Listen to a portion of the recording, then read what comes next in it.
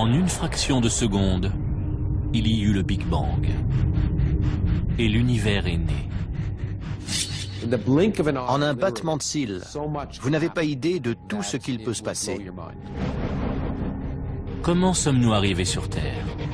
Et de quoi est fait l'univers? Le mystère de la création, le mystère de la vie tient tout entier dans cette première seconde. La science est sur le point de découvrir ce qui s'est passé lors de l'instant le plus déterminant de toute notre histoire.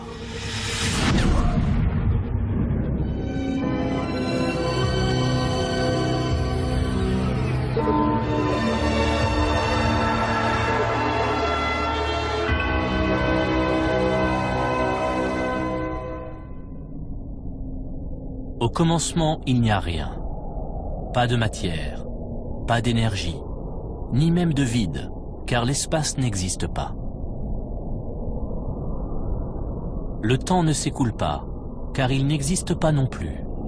Soudain, venue de nulle part, surgit une boule de feu plus petite qu'un atome. Elle est 10 billions de fois plus chaude que le centre du Soleil. C'est l'explosion de ce point, plusieurs millions de fois plus petit qu'une tête d'épingle, qui va engendrer l'univers.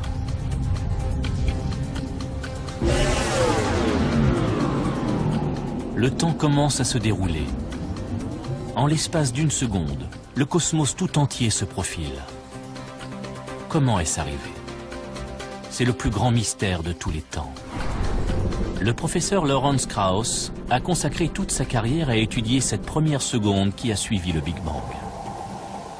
Pour bien comprendre notre place dans l'univers, il nous faut revenir au tout début et à comment tout ça s'est formé.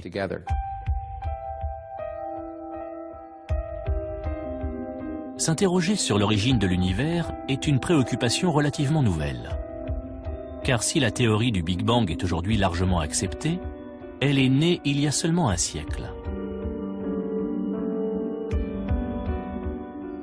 Notre connaissance de l'univers est très récente.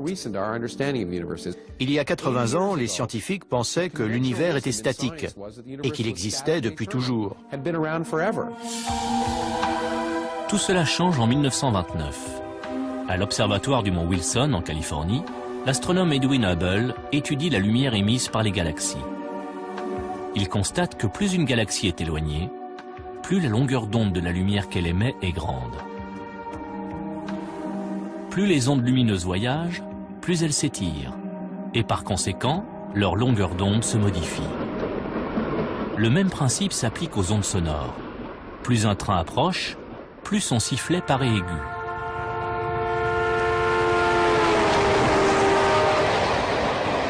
Plus il s'éloigne, plus il devient grave. Plus le train est loin, plus la distance parcourue par les ondes sonores pour atteindre notre oreille augmente. Les ondes sonores s'étirent, ce qui donne un son plus grave. Quand une galaxie s'éloigne de nous, ces ondes lumineuses s'étirent, devenant plus longues et plus rouges. On parle alors d'un décalage spectral vers le rouge. Si on regarde le spectre visible, il y a le rouge à une extrémité et le bleu à l'autre. La radiation rouge a une grande longueur d'onde, tandis que la radiation bleue a une longueur d'onde courte. Et quand on observe l'univers, on voit les radiations des galaxies lointaines s'étirer et leur lumière devenir rouge. Et plus on regarde loin, plus c'est rouge.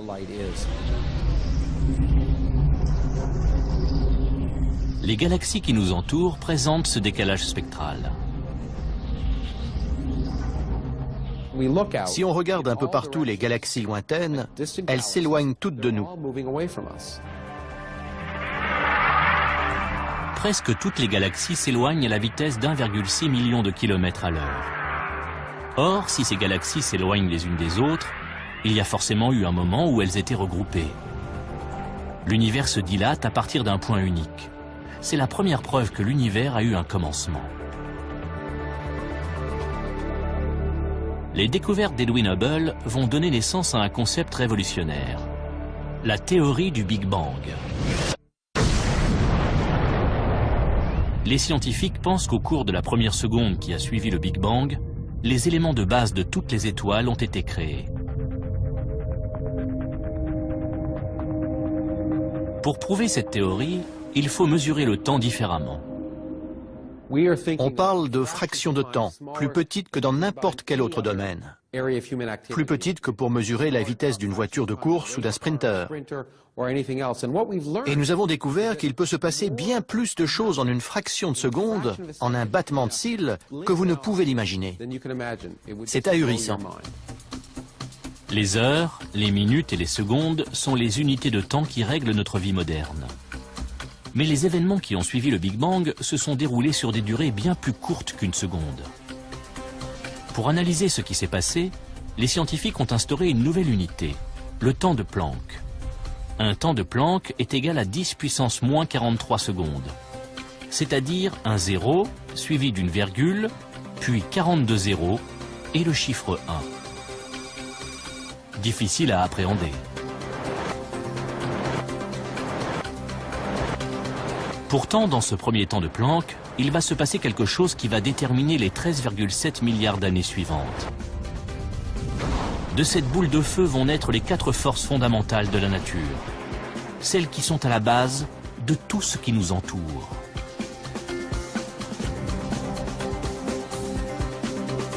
La gravité est à l'origine de la formation des étoiles et des planètes.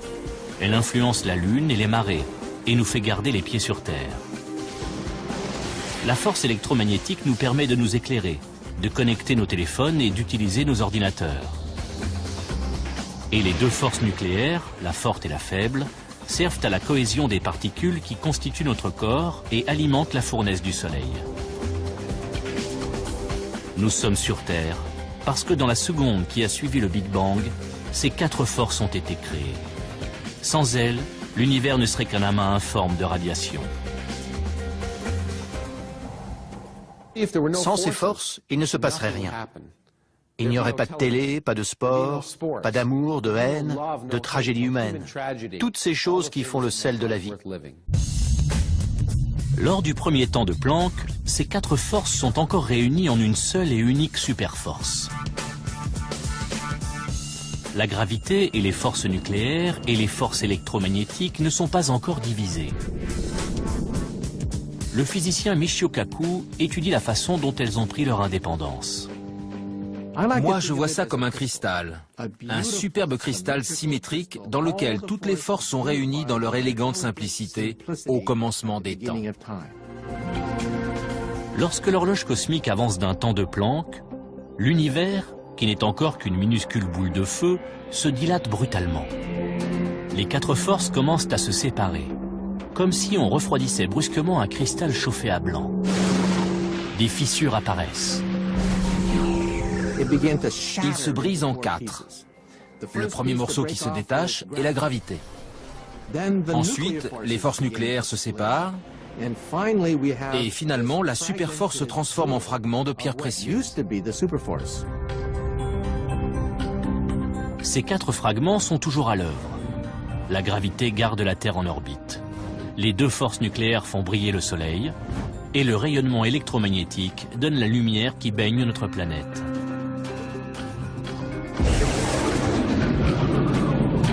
Notre voyage n'a débuté que depuis une fraction de seconde. Et déjà, les fondations de notre monde sont posées. L'univers n'est encore qu'une boule de feu, plus petite qu'un atome. Et sa température est de l'ordre de 1000 billions de degrés. Pour percer le mystère de l'expansion de l'univers, les scientifiques utilisent des télescopes si puissants qu'ils peuvent voir le passé. Lorsque l'astrophysicien David Spergel regarde le ciel, c'est l'histoire qu'il voit défiler. Quand on observe l'espace, on regarde dans le passé. La lumière voyage à une vitesse déterminée. Par exemple, la lumière du Soleil met environ 8 minutes pour nous parvenir. Nous voyons le Soleil non pas comme il est, mais comme il était il y a 8 minutes. Quand on regarde les étoiles, la nuit, elles sont peut-être à 10 ou 20 années-lumière. Nous les voyons comme elles étaient il y a 10 ou 20 ans. Plus on regarde loin dans l'espace, plus on se rapproche du Big Bang. La lumière des étoiles lointaines met des milliards d'années à nous parvenir. Elle s'étire tellement durant son voyage qu'elles se transforment en ondes radio. Il faut des radiotélescopes pour les percevoir. C'est l'antenne Cornette de Holmdel, dans le New Jersey, qui a permis d'en savoir davantage sur le Big Bang.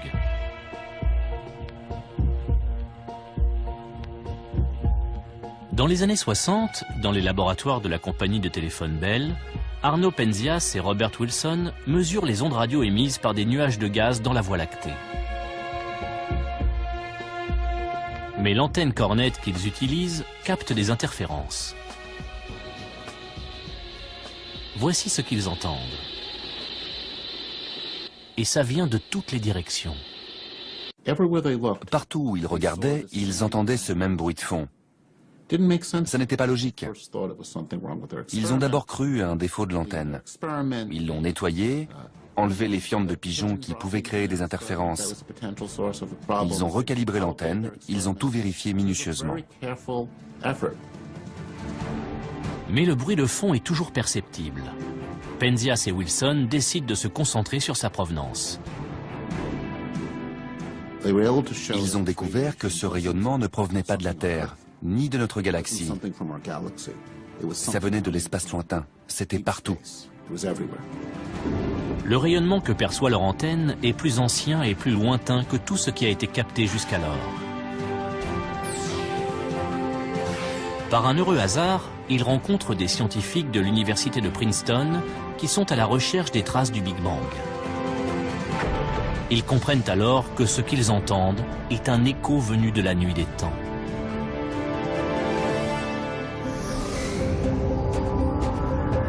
Le Big Bang a été si violent et si chaud que des reliquats de cette chaleur sont toujours présents. Au commencement, la chaleur prend la forme d'un rayonnement X très chaud. Ce rayonnement s'étire, se refroidit et se transforme en lumière visible, passant du bleu au rouge. Puis il se transforme en micro-ondes et enfin en ondes radio. Ce faible rayonnement touche la Terre en permanence. C'est ce qu'on appelle le fond diffus cosmologique.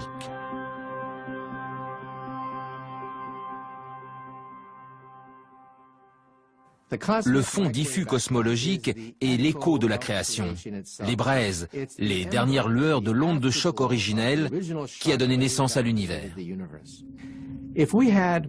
Si nos yeux étaient capables de voir ce rayonnement en micro-ondes, chaque soir on pourrait assister au Big Bang. En regardant le ciel, on pourrait voir une explosion. 13,7 milliards d'années plus tard, il existe un moyen de voir ce rayonnement cosmique à l'œil nu.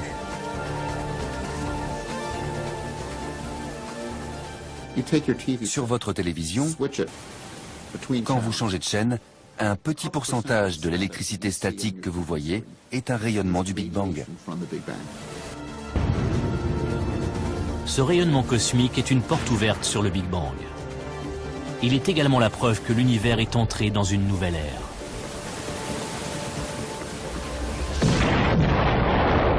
Moins d'un billionième de seconde après le Big Bang, le rayonnement cosmique est la clé qui permet de découvrir ce qui se passe ensuite.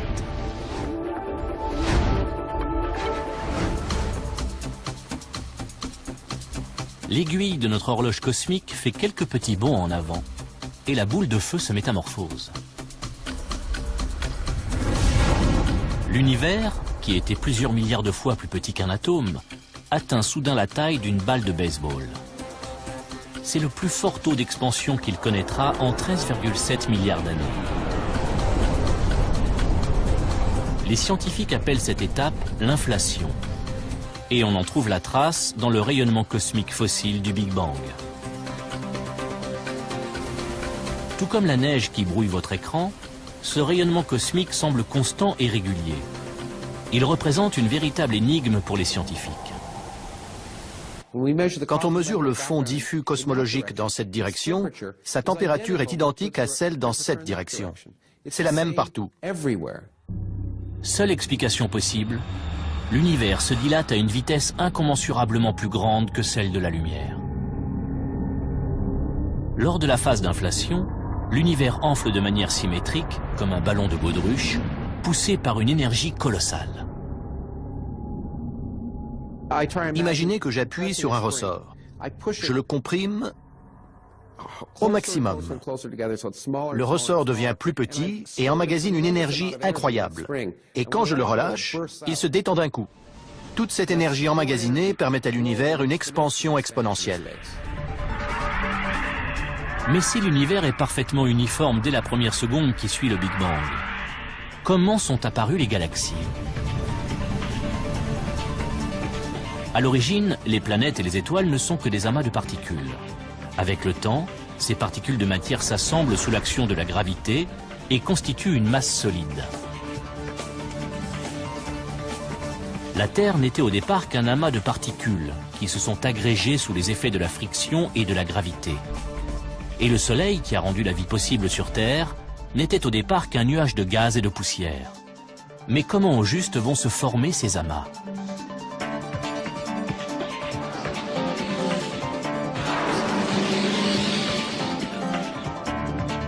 Pour tenter de comprendre la formation des étoiles et des planètes, les scientifiques de la NASA, comme David Spergel, ont développé la sonde WMAP, un satellite chargé de mesurer précisément les fluctuations de température du rayonnement cosmologique. Ce rayonnement est omniprésent, mais il est très diffus. Et pour l'observer en détail dans le ciel, il faut s'éloigner de la Terre et de toute interférence. 7, mise à feu, les signaux sont au vert. 5, La NASA lance la sonde en 2001, allumage du moteur. Et décollage de Delta 2 et de la sonde WMAP, partie explorer le passé et le futur de notre univers. dans l'espoir qu'elle fournisse un instantané précis de l'univers dans sa première seconde. Le lancement a été un grand moment, très intense. L'avoir décollé et constater qu'elle fonctionnait. La sonde est en orbite à 1,5 million de kilomètres de la Terre. Elle est tellement sensible qu'elle peut mesurer la température du rayonnement cosmique à 1 millionième de degré près. Pendant 5 ans, WMAP va analyser le ciel dans ses moindres détails. Elle est en orbite, avec la Terre et le Soleil derrière elle, dirigée vers l'espace. Le satellite tourne très rapidement. La sonde couvre un tiers de la voûte céleste toutes les heures et dresse une cartographie du rayonnement fossile. La sonde suit la Terre dans son orbite autour du Soleil et enregistre les températures de la voûte céleste. Elle génère ensuite des cartes détaillées comme celle-ci.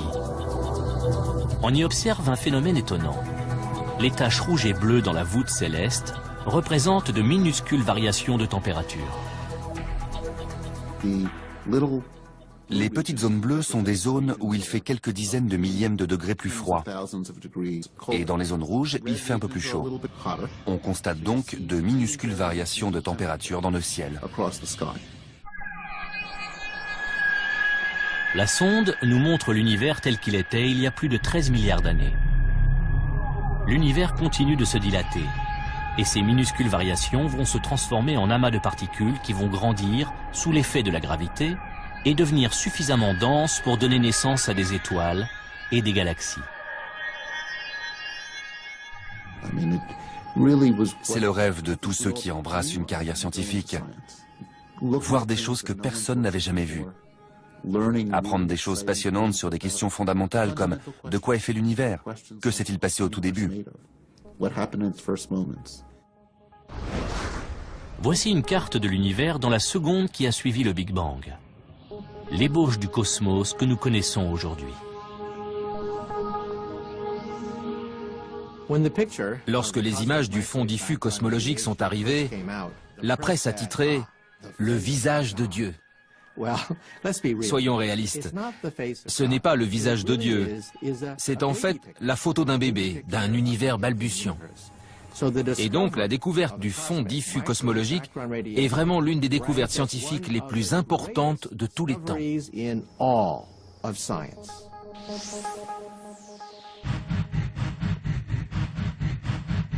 Moins d'un billionième de seconde après le Big Bang, l'univers se dilate encore.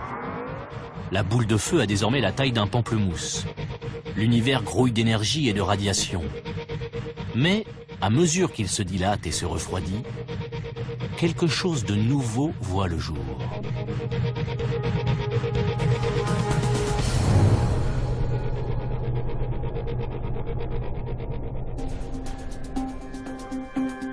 À peine une fraction de seconde après le Big Bang, le destin du cosmos semble déjà tout tracé. Le Soleil brûle grâce à des forces apparues il y a 13,7 milliards d'années. Les étoiles et les planètes se sont formées grâce à l'expansion rapide de l'univers. La science peut relier tout ce que nous connaissons aujourd'hui à la première seconde de la création. Les humains, eux, sont apparus grâce à ce qui s'est passé durant le temps de Planck suivant. L'univers est rempli d'éléments de base qui vont former la matière. Pour l'instant, à l'échelle de notre horloge cosmique, l'univers n'est encore qu'une boule d'énergie. Comment cette énergie pure s'est-elle transformée en matière? Tout ce qui nous entoure est fait de matière. La chaise sur laquelle vous êtes assis, l'air que vous respirez, la planète tout entière, et la matière est constituée d'atomes. Dans la seconde qui s'écoule après le Big Bang, les ingrédients des atomes sont créés. Mais comment est apparue la matière? La question est longtemps restée sans réponse, jusqu'en 1905, année où Albert Einstein formule sa fameuse équation E égale mc2. L'équation d'Einstein signifie que l'énergie E et la masse m sont deux formes différentes de la même chose. La matière et l'énergie sont interchangeables. Cette équation a par la suite été utilisée pour créer l'arme la plus dévastatrice de l'histoire, la bombe atomique. Celle-ci nous a donné un indice sur ce qui s'est passé lors de cette première seconde. Lors d'une explosion atomique, des particules de matière éclatent et libèrent une énergie phénoménale. Lors du Big Bang, c'est exactement l'inverse qui se produit. Une quantité énorme d'énergie se transforme en matière. Grâce à l'équation d'Einstein, on peut donc tirer la conclusion suivante. À mesure que l'univers se dilate et se refroidit, l'énergie pure du Big Bang se transforme en particules de matière. Matière dont nous sommes constitués. Notre odyssée n'a commencé que depuis quelques fractions de seconde. Les premières particules de matière apparaissent. L'univers est 1 million de fois plus brûlant que le centre du Soleil. Encore bien trop chaud pour que ces particules fusionnent. Les scientifiques se retrouvent aujourd'hui face à une énigme. À quoi ressemblait ce premier état de la matière? Et comment s'est-elle transformée en protons et neutrons qui forment tous les atomes de l'univers? Ça ne pouvait pas être des atomes. C'est comme si on mettait un glaçon dans un sauna, il fondrait immédiatement. On ne peut pas avoir de glaçon dans un sauna. Voici la démonstration en images. Lorsque l'eau est suffisamment refroidie, elle devient solide. Chauffée, elle se transforme en liquide. Et si on chauffe cette eau, elle se change en gaz, en vapeur d'eau. Si on surchauffe un gaz, l'énergie dégagée fait éclater les atomes. Dans la première seconde, l'univers est tellement chaud que seuls les éléments de base des atomes peuvent y survivre. Si vous traversiez les premières secondes de l'univers, vous seriez désintégré. Vous seriez réduit en miettes et même les débris, les noyaux atomiques de votre corps se diviseraient en particules subatomiques. Il ne resterait rien de votre corps.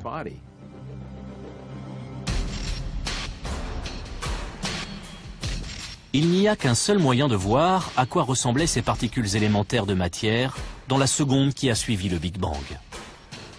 Il suffit de recréer les conditions du Big Bang.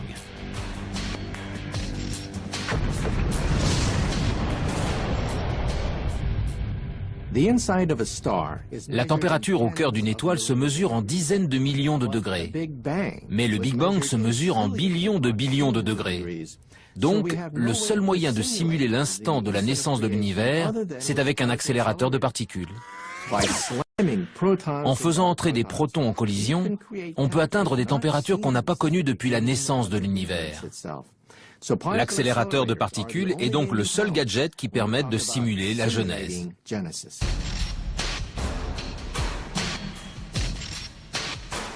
Voici le laboratoire national de Brookhaven, à Long Island. C'est là que se trouve le collisionneur d'ions lourds relativistes, ou RIC, un anneau de 3,8 km destiné à accélérer pratiquement à la vitesse de la lumière des noyaux lourds de cuivre ou d'or. Dans un accélérateur de particules, on fait entrer en collision des particules subatomiques, ce qui provoque une gigantesque pluie de débris. Et justement, nous voulons comprendre ce qui se passe à l'intérieur de cette collision. La collision dégage une énergie colossale. À moindre échelle, elle reproduit la naissance de l'univers dans la première seconde. Comment? En arrachant aux noyaux atomiques les protons et les neutrons dont ils sont constitués. Cette énergie est même suffisante pour faire exploser les neutrons et les protons. Cela libère les constituants élémentaires de la matière, de minuscules particules appelées quarks. Mais ils sont tellement petits et se déplacent tellement vite qu'ils sont difficiles à observer. Si les scientifiques arrivent à comprendre comment se comportent les quarks, ils résoudront le mystère de la matière. Leur découverte pourrait révolutionner la médecine et relancer le programme spatial. Le projet RIC est initié en l'an 2000. La collision de noyaux provoquant une explosion désordonnée de particules, les experts savent qu'il faudra attendre 5 ans avant que le RIC ne donne ses premiers résultats. Quand en 2005 les premières données tombent, c'est l'étonnement général. On s'attendait à découvrir un gaz en faisant entrer en collision des atomes d'or. Et on a été très surpris de découvrir qu'il ne s'agissait pas du tout d'un gaz. Ça ressemblait plus à un liquide. On a été vraiment surpris. Maintenant, si on veut envisager la naissance de l'univers, il va falloir oublier cette idée d'un gaz de particules subatomiques. Aujourd'hui, on sait que c'est plus comme un liquide, comme une soupe. Lorsque la matière apparaît pour la première fois dans l'univers, les quarks sont tellement denses et chargés d'énergie que l'univers entier ressemble à un liquide. L'univers est passé d'une boule de feu à une soupe de quarks en un clin d'œil. Un liquide chaud, dense et mouvementé. Il grouille de minuscules particules en constante interaction. Tandis que notre horloge cosmique affiche le millionième de seconde, l'univers continue de se dilater et de se refroidir. Il passe de la taille d'un pamplemousse à celle de notre système solaire. L'énergie pure s'est transformée en matière. Or, on sait que sans la matière, nous ne serions pas là. C'est d'ailleurs ce qui a bien failli nous arriver. Car au cours de cette première seconde, une menace plane sur la matière. Une guerre terrible se prépare. Une fraction de seconde après le Big Bang, l'univers est une gigantesque soupe de particules. Mais ces minuscules particules de matière vont devoir se battre pour survivre.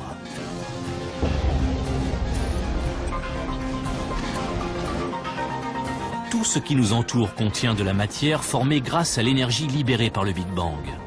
Chaque molécule, chaque atome, chaque quark. Comment en sommes-nous arrivés à un univers constitué d'autant de matière? Voilà l'une des plus grandes questions de la science. Là encore, l'accélérateur de particules peut nous donner la réponse. Lorsque l'on recrée la première seconde du Big Bang, deux types de matière voient le jour à part égale. La première est la matière qui nous entoure, l'autre est son opposé, l'antimatière. Tara Shears, qui étudie la physique des particules, nous explique qu'il s'agit des deux faces de la même pièce.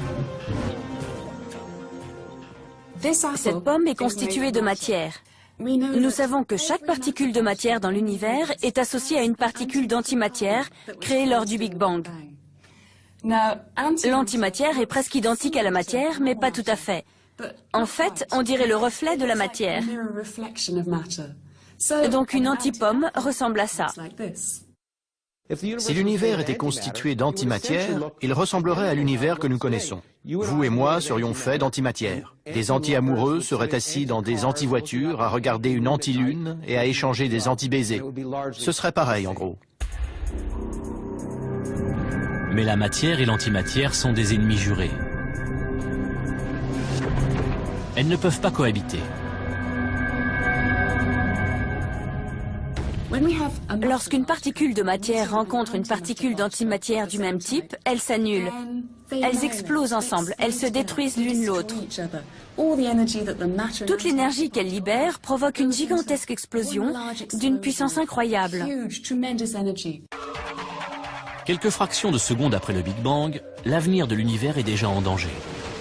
La matière et l'antimatière se livrent un combat sans merci. L'univers est à peine né qu'il risque déjà de s'éteindre. Lorsque la matière entre en collision avec l'antimatière, le résultat est explosif. Une boule de matière de la taille d'une pomme qui entrerait en collision avec son équivalent en antimatière libérerait autant d'énergie qu'une bombe nucléaire de 10 mégatonnes. Si on pouvait revenir au tout début de l'univers, juste après le Big Bang, on se retrouverait au milieu d'un véritable bouillonnement de matière et d'antimatière se détruisant l'une l'autre. On serait en plein cœur d'une bataille cosmique entre les deux camps. Toutes les particules se trouvant dans un état liquide super dense, la matière et l'antimatière entrent rapidement en collision et se détruisent mutuellement. Puisqu'elles sont en nombre égal et que toute particule de matière rencontrant une particule d'antimatière est détruite, toute la matière devrait logiquement disparaître aussitôt qu'elle est créée. Toute la matière aurait rencontré l'antimatière et elle se serait annihilée en produisant un rayonnement pur. Et j'allais dire, on vivrait dans un univers de rayonnement pur. Mais on ne pourrait pas y vivre puisqu'on ne serait pas là. Il n'y aurait qu'un rayonnement. L'univers est pourtant rempli de matière. Comment a-t-elle vaincu l'antimatière ? C'est l'un des plus grands mystères de la science.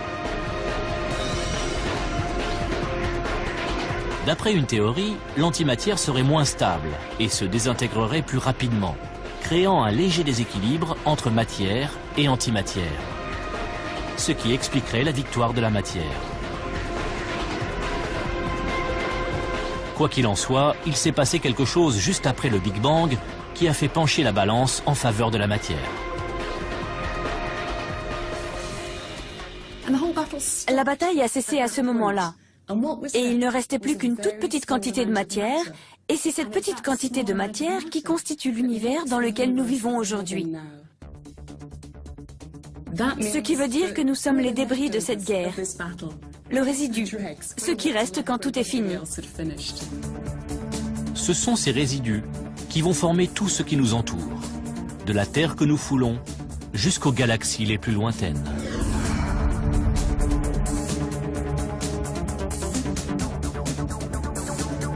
Lorsque notre horloge cosmique arrive à la fin de la première seconde, la superforce originelle s'est séparée en 4 forces distinctes. La matière a triomphé de l'antimatière. Et grâce aux infimes variations de température qui vont se répercuter dans l'univers, la gravitation va créer, au cours des milliards d'années à venir, des amas de matière qui formeront les galaxies.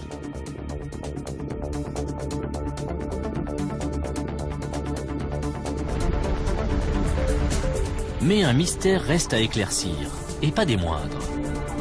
Nous savons comment les constituants de la matière se sont formés, mais nous ignorons ce qui donne sa substance à tout ce qui nous entoure.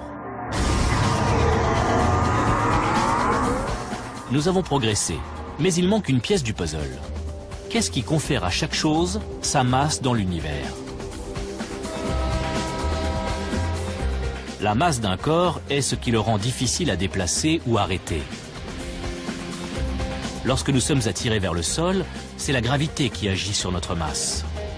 Sur la Lune, la gravité est moins importante et les astronautes s'y déplacent plus lentement. Mais leur masse reste la même que sur Terre. Même un objet qui ne pèse rien a une masse. Lors de cette première seconde, quelque chose a conféré une masse aux particules. Mais les scientifiques ignorent encore quoi.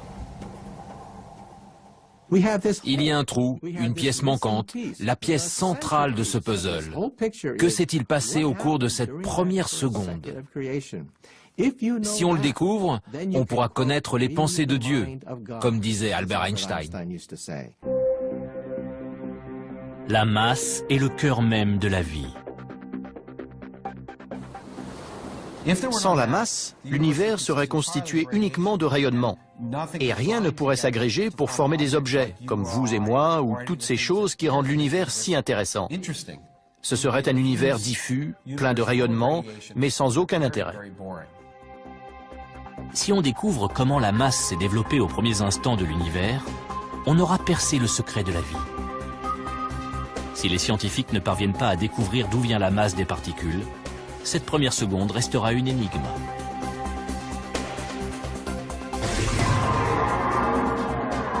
Notre périple est presque terminé. Et pourtant, il nous manque toujours une information cruciale. Cette question a intrigué les scientifiques pendant des décennies.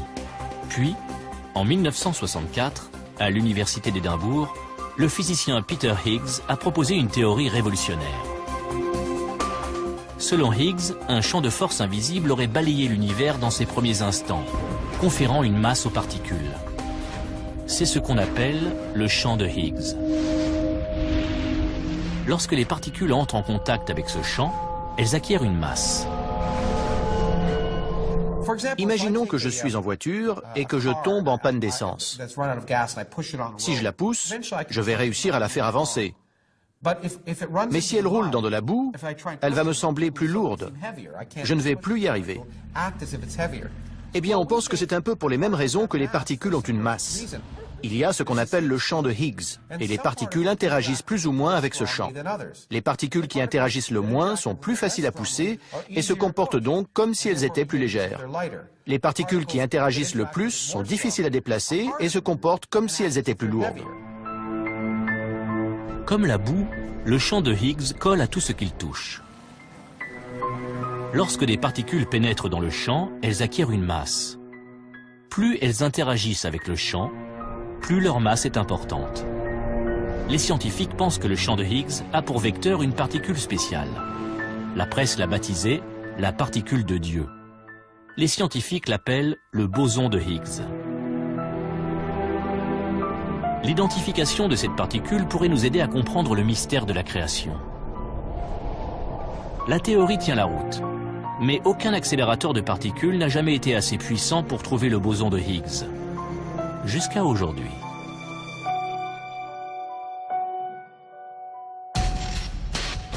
Enfoui sous terre, près de Genève, en Suisse, se trouve le dispositif expérimental le plus cher de l'histoire. Le Grand Collisionneur de Hadron, ou LHC. C'est le plus grand accélérateur de particules au monde, et notre meilleur atout dans la traque au boson de Higgs. Nous voulons voir si la particule de Higgs existe réellement. Et c'est pour ça qu'il faut construire ces accélérateurs gigantesques, pour voir si nous pouvons comprendre le mécanisme responsable de l'existence de tout ce que nous considérons comme dense et lourd dans l'univers. Le LHC a coûté près de 3 milliards d'euros. Sa construction a duré 14 ans et a nécessité la collaboration de 7000 scientifiques. Il a été inauguré en 2008. À une moindre échelle, il recréera les conditions qu'a connues l'univers il y a 13,7 milliards d'années. Une explosion tellement puissante qu'elle fera écho au Big Bang lui-même.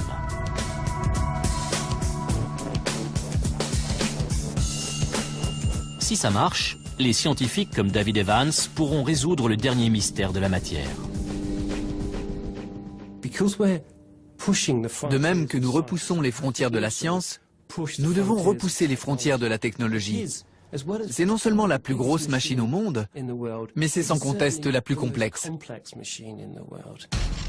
Enterré à environ 100 mètres sous terre, l'accélérateur forme un anneau de 26 km.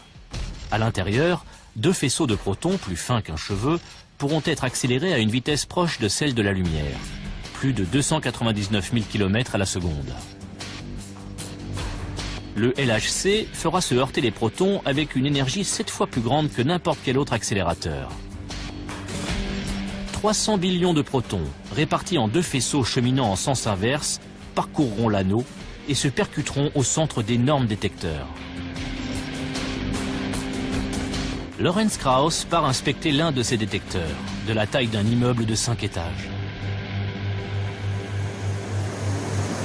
Je me trouve dans ce qui a été décrit comme l'une des cathédrales gothiques du XXIe siècle. Ces structures gigantesques sont faites de milliers de tonnes d'acier, plus que la quantité de fer dans la tour Eiffel, et contiennent des dizaines de milliers de valves et de fils. Tout ça a été conçu par des milliers de physiciens de plusieurs centaines de nationalités et parlant des dizaines de langues différentes, au centième de millimètre près. Tout ça pour découvrir ce qui se passe là-dedans. Le long de l'anneau du LHC sont répartis 4 détecteurs géants. Celui dans lequel on espère observer le boson de Higgs est baptisé Atlas. Atlas fait la moitié de la taille d'un terrain de football et pèse aussi lourd qu'un sous-marin nucléaire. Il peut détecter 1000 milliards de collisions à la seconde. Lors d'une collision de protons, le choc sera tellement violent qu'il recréera en une fraction de seconde la matière, telle qu'elle était juste après le Big Bang. Une averse de particules fondamentales, comme les quarks. Dans les débris de cette explosion, les scientifiques espèrent trouver le mystérieux boson de Higgs. Mais vouloir dénicher une particule dans cette boule de feu revient à chercher une aiguille dans une meule de foin. Le boson de Higgs est tellement minuscule et a une durée de vie si courte que le détecteur ne pourra pas l'observer directement.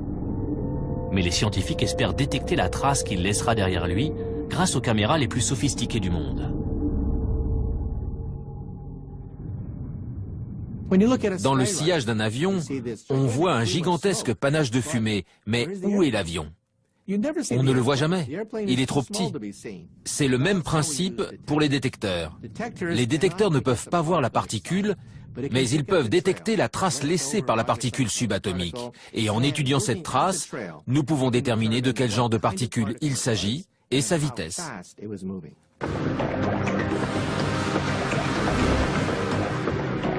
Le LHC va produire plus de données que n'importe quel autre instrument sur la planète.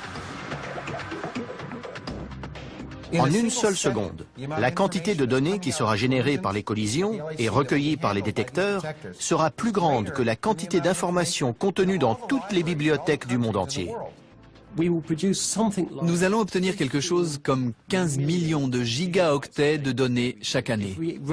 Si on devait mettre ces données sur des CD, on produirait chaque année une pile de CD d'environ 15 km de haut. Ces données nous livreront peut-être le secret de la masse, la pièce manquante du puzzle, et nous ouvriront la porte vers la science du futur. Afin de traiter toutes ces informations, LHC utilise le plus grand réseau de superordinateurs du monde. Cela n'empêchera pas les recherches de prendre plusieurs années. Mais l'attente en vaut la peine.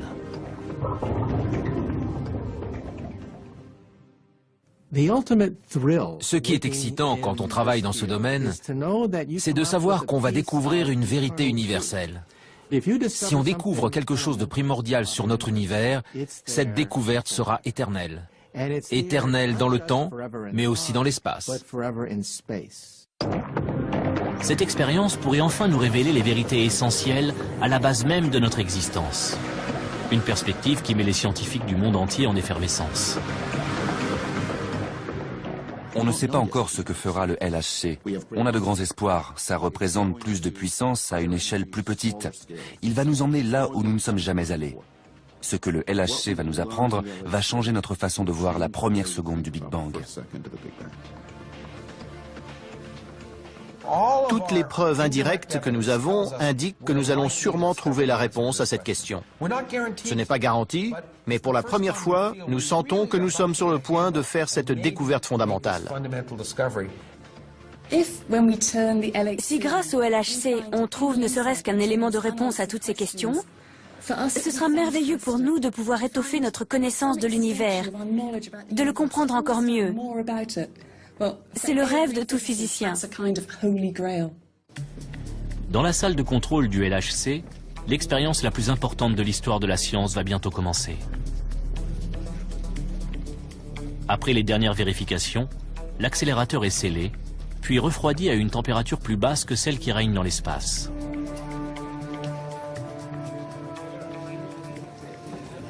Le LHC a été conçu, il a été construit, et aujourd'hui nous faisons les derniers tests avant de le mettre en route.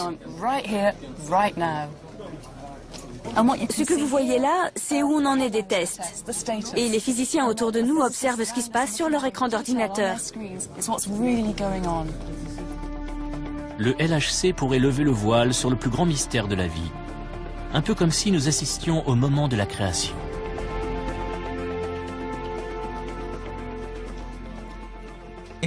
Si on observe le boson de Higgs, ce sera une découverte remarquable, car nous pourrons enfin répondre à cette question fondamentale: pourquoi sommes-nous là et pourquoi les particules ont-elles une masse? C'est difficile d'imaginer une question plus fondamentale que celle-là, et on est sur le point d'y répondre. Qui sait ce qui va se passer dans les 100 ou 150 ans à venir? Les découvertes que nous allons faire en physique nous serviront peut-être à aller voir s'il y a de la vie sur d'autres planètes, ou nous aideront à résoudre nos problèmes d'énergie. On ne le sait pas encore, c'est pour ça que c'est si palpitant. On ne sait pas ce qu'on va trouver. Si l'expérience est réussie, le LHC pourrait ouvrir une nouvelle ère scientifique.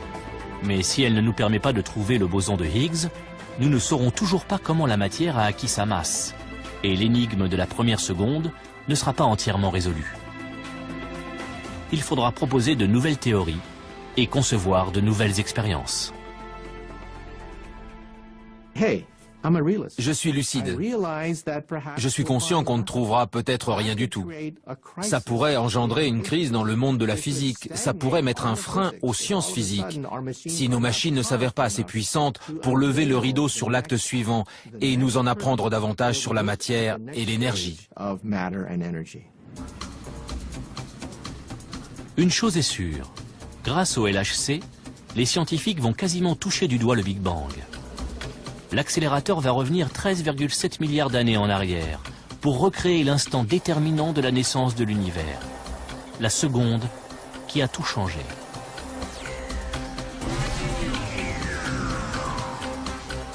L'aiguille de notre horloge cosmique avance d'un temps de Planck supplémentaire. L'univers est maintenant vieux d'une seconde. Il fait environ 1000 fois la taille de notre système solaire et grouille de particules de matière.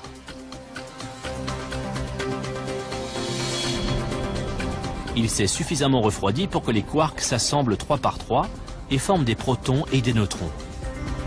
Dans la grande saga de l'univers, le premier chapitre de notre histoire vient de s'ouvrir.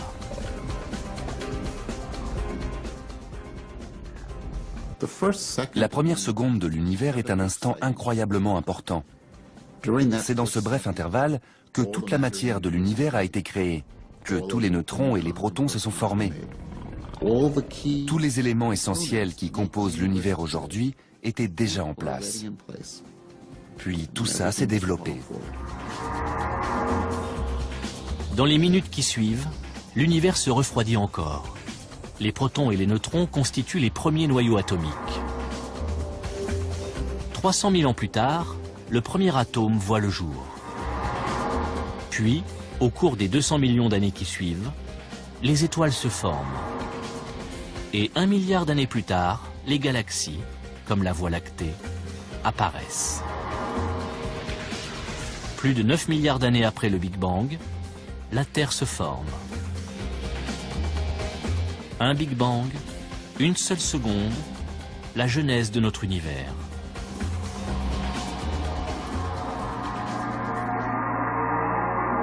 À la fin de cette première seconde, toute l'histoire cosmique est écrite, y compris l'avenir de l'univers.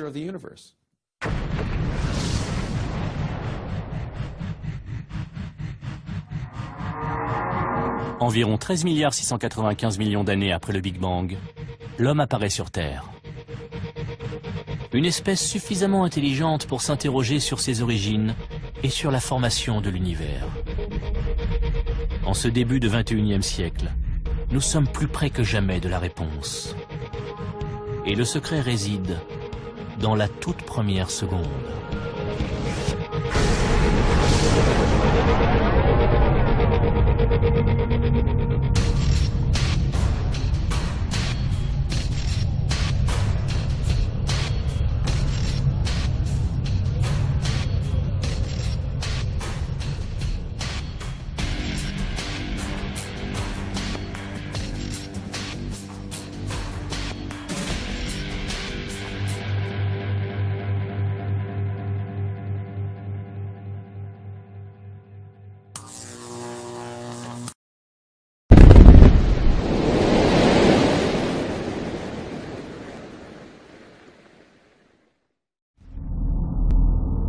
Bienvenue dans un tout nouveau monde. Un monde qui s'est arrêté de tourner. Où chaque nuit dure 6 mois. À Miami, nous sommes à nouveau sous la neige. Où chaque jour dure également 6 mois. Sous un soleil accablant. Aujourd'hui, le rayonnement solaire sera très élevé. Où la mer a envahi des villes, tandis que d'autres, surpeuplées, sont à court d'oxygène.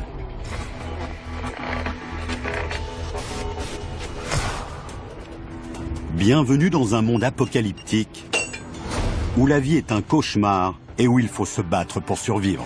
Par ici! Vous allez voir ce qui pourrait arriver si notre planète s'arrêtait brusquement de tourner et la réaction en chaîne désastreuse qui s'en suivrait.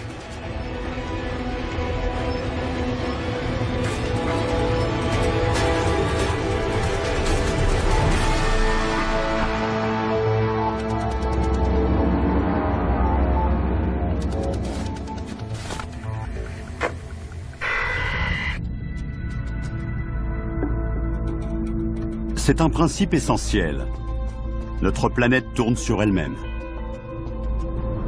Notre système solaire est né il y a 4,5 milliards d'années d'un nuage tournant constitué de gaz et de poussière.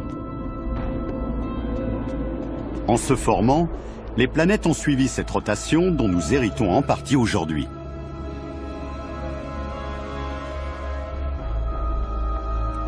À l'équateur, la Terre tourne à plus de 1600 km/h.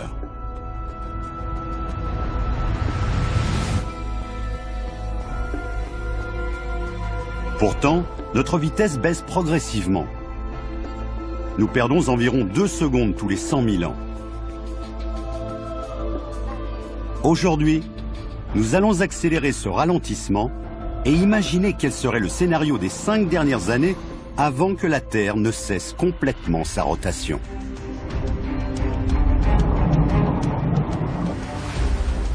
Qu'adviendrait-il de la mer? De nos continents? De l'air que nous respirons?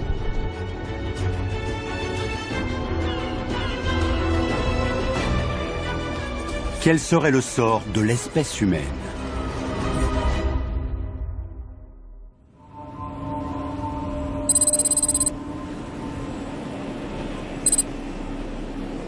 Le premier jour, le ralentissement d'1 km/h de notre rotation a beau être presque imperceptible, ses conséquences sont déjà spectaculaires. À l'aéroport international de Miami, surviennent les premières perturbations. Tour à vol AM553, bon vol. Les avions naviguent à l'aide d'un GPS. Le réseau GPS repose sur une série de satellites permettant de situer avec exactitude la position des appareils. L'une des données essentielles de ce système est le temps. À bord des satellites, les horloges sont en contact radio quasi permanent avec le sol. Le gouvernement américain détermine l'heure à l'aide d'horloges atomiques. Ce sont les plus précises au monde. Mais si notre ralentissement ne trouble en rien la synchronisation de ces horloges, les bases terrestres avec lesquelles les satellites communiquent ne sont déjà plus positionnées là où ces derniers considèrent qu'elles se trouvent. En d'autres termes, le réseau GPS n'a pas été conçu pour assumer un bouleversement de la rotation de la Terre. En ralentissant, la Terre va semer la zizanie dans un système de navigation minutieusement calibré, et les effets vont être catastrophiques. Vol AM721, remettez les gaz. Les ordinateurs tentent de faire atterrir les avions loin de leurs aéroports.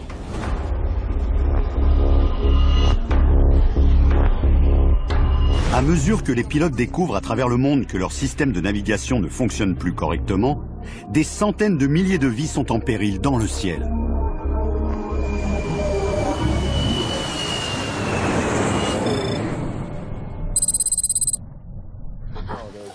Bien joué, James. Allez, on rentre maintenant. Je serai là à 9 h. À Chicago, la plupart des gens ignorent encore le bouleversement du trafic aérien qui se joue à 2000 km à Miami. En réalité, l'infime ralentissement de la rotation terrestre a d'ores et déjà déclenché une réaction en chaîne incontrôlable.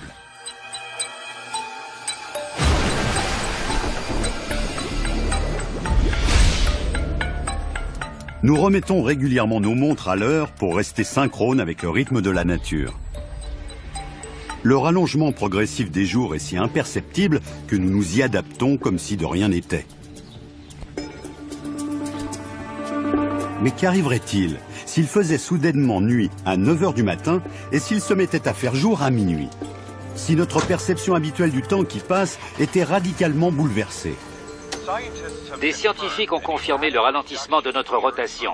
Pour certains, la Terre aura complètement cessé de tourner d'ici 5 ans. Les conséquences vont être désastreuses et aucun pays ne sera épargné. La première semaine, les problèmes s'enchaînent dans toutes les villes du globe. Chaque jour est plus long que le précédent.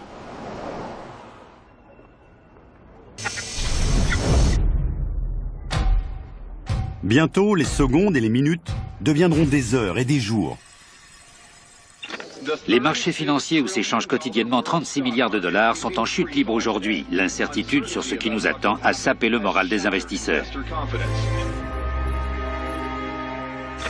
Qu'adviendra-t-il de nos 24 heures habituelles si elles durent plus longtemps que 24 heures?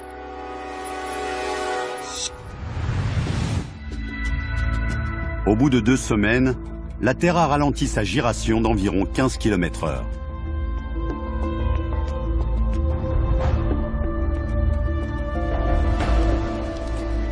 La réaction en chaîne s'accélère.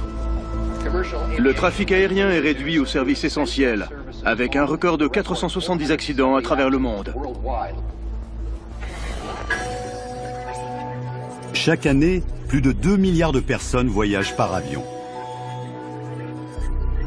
À mesure que les catastrophes aériennes augmentent, les vols sont annulés.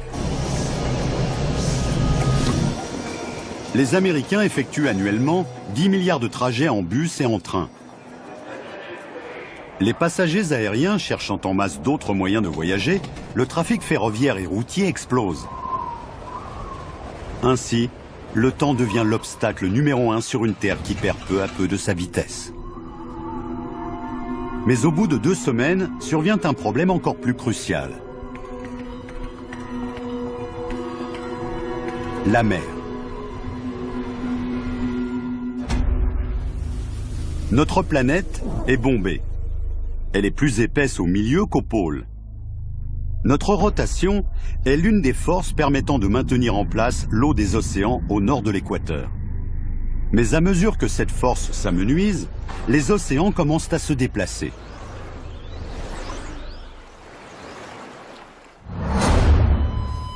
Des courants s'organisent depuis le bombement de l'équateur en direction des pôles. Plus d'1 milliard de kilomètres cubes d'eau se mettent en mouvement. Au nord, l'Arctique canadien est le premier à en faire les frais. 3 mois après que la Terre a commencé à ralentir, l'eau afflue sur ses rives comme une baignoire qui déborde. Le niveau des mers continue d'augmenter et le gouvernement canadien a ordonné l'évacuation totale du continent arctique.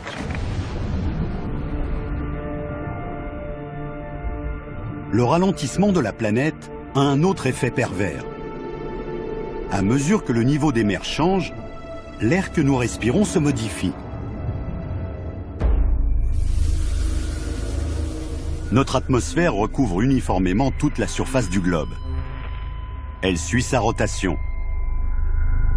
Mais alors que la Terre ralentit sa course, l'atmosphère se met à suivre le courant des océans en affluant vers les pôles.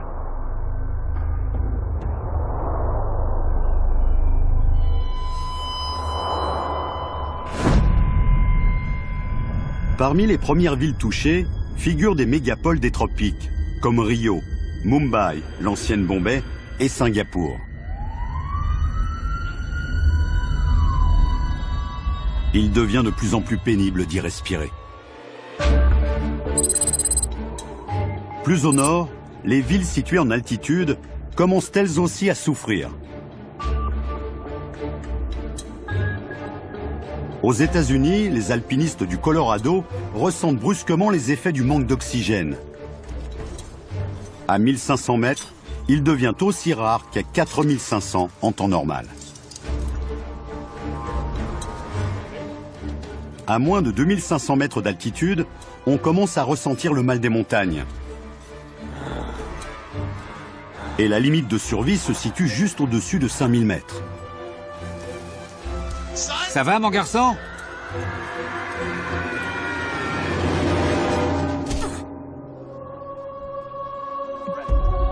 Le monde change brutalement. Et le pire est à venir.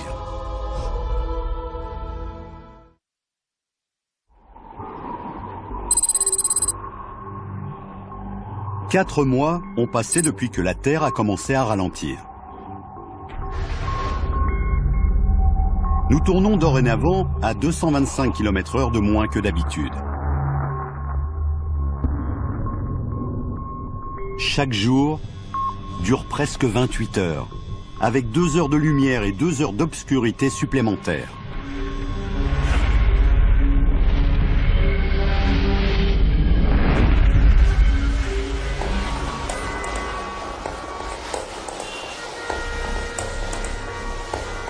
Cette glissade du temps a fait basculer notre monde, ses océans et son atmosphère dans le chaos.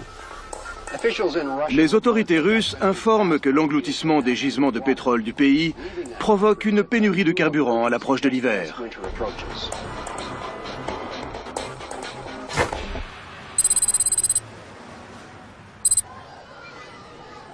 Aux États-Unis, les inondations et la raréfaction de l'air n'ont pas encore fait de victimes. Les gens s'adaptent. Mais bientôt, survient à travers le monde un nouveau problème aux conséquences fatales.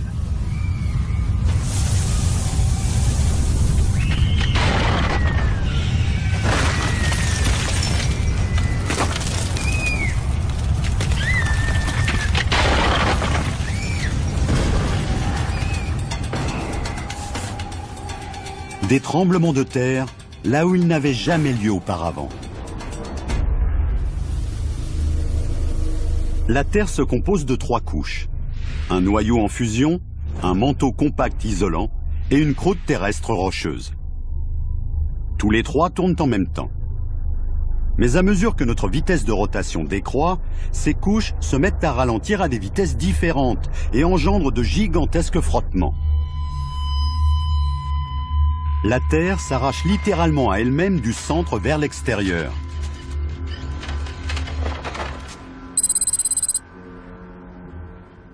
Les eaux de San Francisco sont une zone sujette au séisme. À présent, les océanographes relèvent dans la région la preuve d'une activité sismique sans précédent. De profondes fissures dans les fonds marins libèrent une chaleur infernale. Tués par les explosions sous-marines, les poissons émergent par millions. L'activité volcanique à Chicago et dans ses environs a forcé à fermer plusieurs grands axes de circulation. La population est invitée à rester chez elle.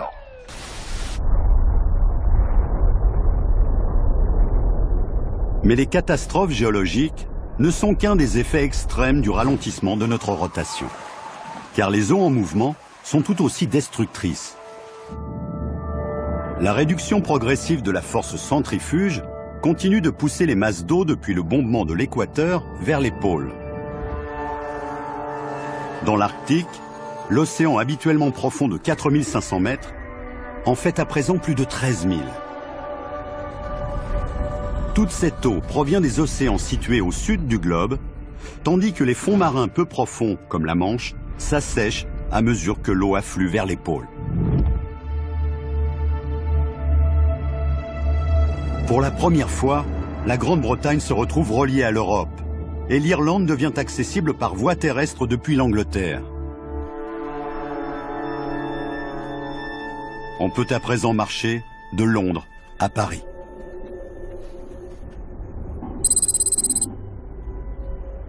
Mais l'Europe n'est pas la seule concernée. À mesure que les océans affluent vers les pôles, les célèbres plages de Miami se retrouvent dans les terres. Cuba et la Floride sont à présent reliés. Et le Mexique s'est agrandi d'environ 1/3 de sa superficie. Mais avec le ralentissement de notre giration, l'atmosphère commence à se fixer vers les tiers supérieurs et inférieurs du globe. Ce sont les seules régions où il est encore possible de respirer.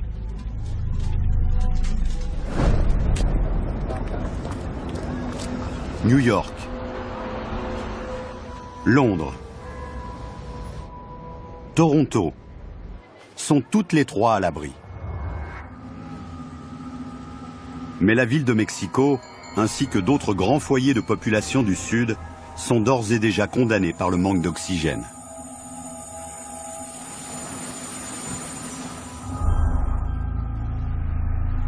Aux États-Unis, on surnomme Denver la ville haut perché. À mesure que l'atmosphère devient irrespirable, son altitude équivaut à celle d'une ville située à 5000 mètres. Cela revient à vivre plus haut qu'à mi-hauteur de l'Everest. Les spécialistes estiment que l'air restera respirable dans des États américains moins élevés, comme le Kansas, le Nebraska et l'Oklahoma. L'eau inonde les terres depuis le nord, tandis que l'air se raréfie au sud. Pourtant, quelques petites poches terrestres encore habitables subsistent au milieu de l'Amérique du Nord. Ces zones que l'on estime à l'abri des inondations ont été classées zones vivables. Aussi, les habitants de Denver sont-ils condamnés à mort s'ils y restent? Les enfants, on y va! Pour les plus jeunes et pour les personnes âgées, les conséquences sont graves. Ça va aller?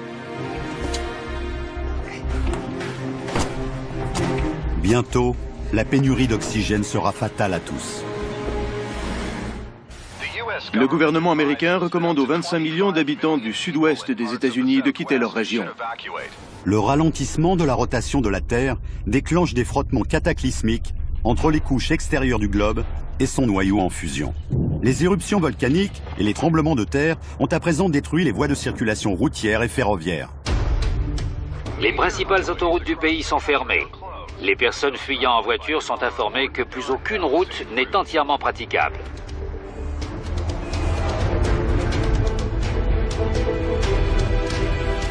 On déplore une augmentation des séismes, des éruptions volcaniques et des accidents de la route. Les réfugiés sont informés que le gouvernement ne peut plus assurer leur protection.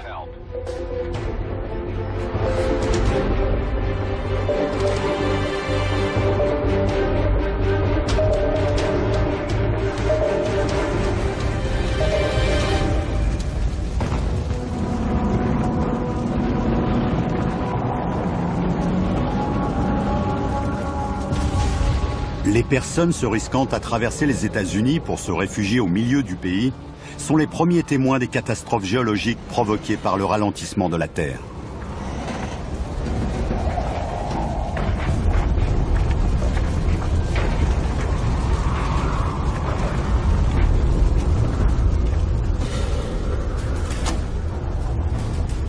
Tandis que les tremblements de terre dévastent le Midwest américain, les océans qui se sont retirés ont fait des grandes villes du littoral des mégapoles haut perchées et arides.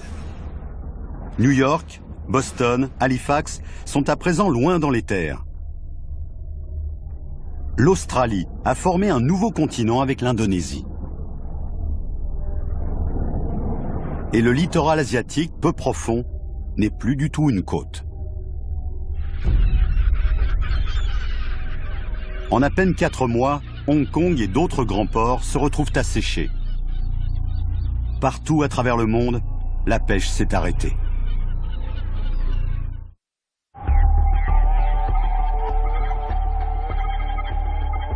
On observe par ailleurs un autre effet dévastateur de notre ralentissement. La mort par exposition aux rayons solaires. Un champ électrique invisible, appelé magnétosphère, protège normalement notre Terre. Ce champ est entretenu par la rotation de la planète. Il est généré par la giration rapide du fer en fusion dans le noyau terrestre. La magnétosphère dévie le rayonnement solaire. Mais à mesure que nous tournons moins vite, ce champ magnétique s'affaiblit et notre bouclier protecteur disparaît.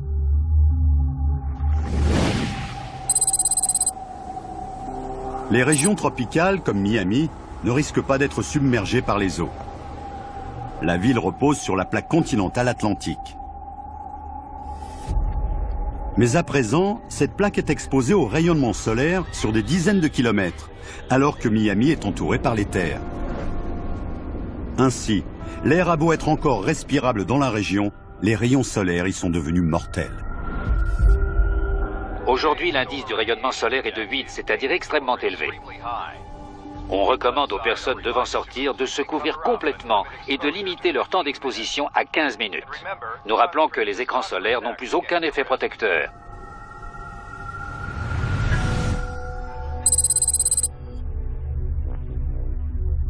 Il y a à peine plus d'un an que notre rotation a commencé à ralentir. Nous tournons maintenant à 340 km/h de moins que d'accoutumé. Le visage de la Terre continue de se modifier. Les eaux du globe poursuivent leur déplacement. Un an après qu'il soit devenu possible de marcher d'Angleterre vers la France, le trajet devient définitivement impossible. D'abord, les zones peu profondes entourant l'Europe continentale se sont asséchées à mesure que l'Atlantique Nord affluait vers le pôle Nord. Mais alors que les mers polaires montent, le Royaume-Uni et l'essentiel de l'Europe se retrouvent submergés par un nouvel océan.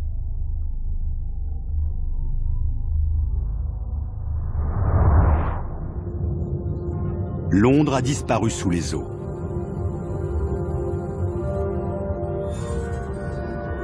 Berlin également. Idem pour Moscou. Les grandes villes historiques de l'Europe du Nord gisent dorénavant au fond d'une nouvelle mer.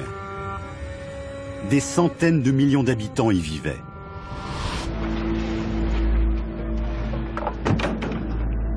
Aux États-Unis, les survivants qui ont réussi à fuir les régions sinistrées commencent à arriver au Kansas.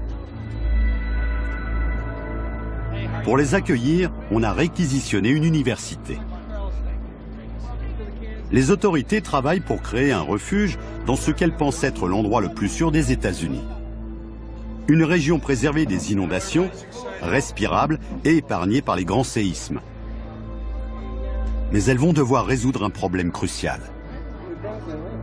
Les routes sont devenues impraticables et plus aucune livraison de vivres n'est possible. Pour subsister, la population devra cultiver et pratiquer l'élevage. Le désastre est sans précédent. Les survivants sont livrés à eux-mêmes. Ils ont beau s'en être tirés, ils vont devoir lutter pour leur survie.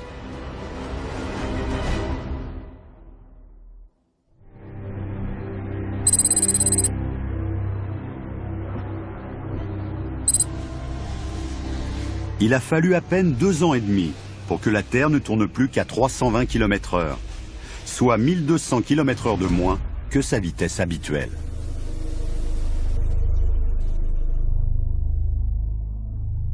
Des pays entiers sont submergés. Dans d'autres, l'air dépourvu d'oxygène est devenu irrespirable. Les survivants doivent à présent affronter une nouvelle conséquence désastreuse du ralentissement de la rotation terrestre. Partout dans le monde, le rythme du sommeil est gravement perturbé. Chaque jour dure à présent plus de 60 heures, chaque nuit aussi. La nature n'a pas programmé l'homme pour qu'il synchronise ses cycles du sommeil avec un monde éclairé 60 heures d'affilée. Cela équivaudrait à surmonter en permanence l'insomnie des grands voyageurs due au décalage horaire.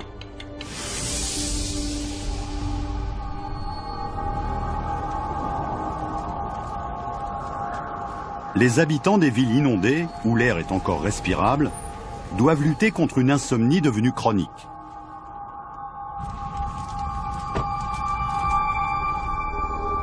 Leur vue se trouble et ils souffrent d'atonie musculaire. Monsieur, vous m'entendez?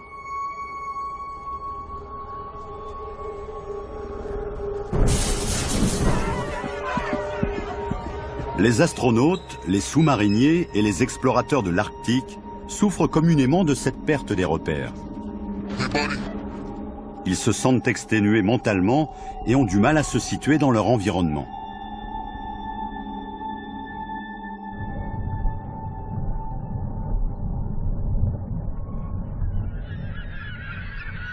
Mais le ralentissement de la rotation terrestre a aussi des effets dramatiques sur les animaux. La migration de la plupart des grands mammifères se cale naturellement sur le rallongement ou le raccourcissement des jours. Dorénavant, puisque les jours ne cessent de rallonger, les oiseaux à court de repères sont incapables de migrer vers le sud et meurent sur place, gelés dans les nuits glaciales qui s'éternisent elles aussi.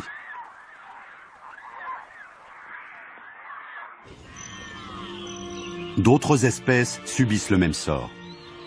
Les caribous, les papillons monarques, les zèbres, tous sont condamnés sur cette terre qui ne cesse de ralentir.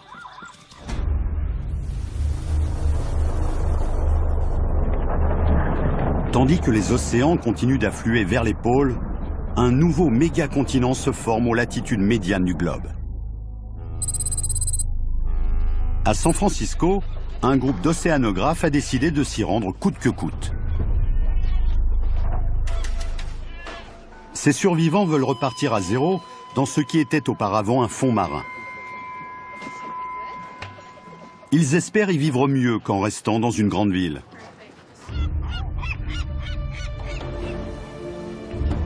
Leur décision est désespérée. Mais sur cette planète gravement touchée, il reste peu d'alternatives viables. En l'espace de 2 ans et demi, la face de la Terre a profondément changé. Et le pire est encore à venir.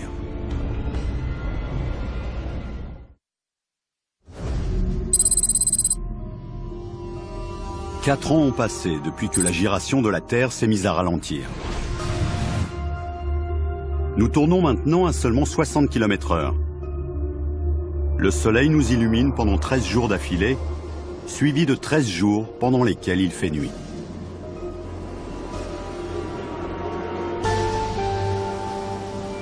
Nos 4 saisons ont disparu. Le climat se partage désormais en une seule alternance de clarté chaude et d'obscurité froide. Au cours des nuits qui paraissent infinies, la température peut chuter à moins 55 degrés. Nous nous adaptons comme nous pouvons. La plupart des espèces animales n'y parviennent pas. Quand bien même elles ont survécu aux inondations massives et ont trouvé un air suffisamment riche en oxygène, le froid glacial finit par en venir à bout. Les animaux qui hibernent ont de meilleures chances de survie. Ils sont habitués à rester à jeun pendant de longues périodes. Mais leur avenir est incertain, car leur habitat a été inondé ou n'est plus en zone respirable. La végétation cède elle aussi au chaos climatique. Les cultures de subsistance comme le maïs et le blé nécessitent beaucoup de soleil pour pousser. Les forêts tempérées se mettent à geler et meurent.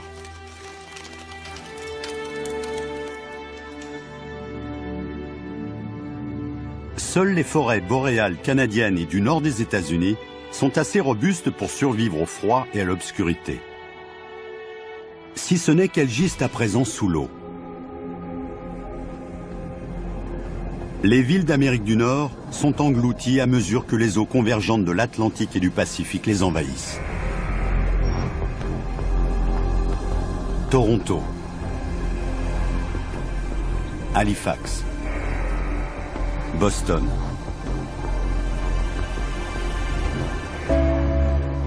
Aux États-Unis et au Canada, on compte des millions de victimes supplémentaires. New York n'est pas épargné par ce nouvel océan. Mais la profondeur de l'eau y est seulement de 100 mètres. La plupart de ces gratte-ciels ne sont donc qu'à moitié immergés. Chicago, l'une des villes les plus au sud des Grands Lacs, finit par être engloutie.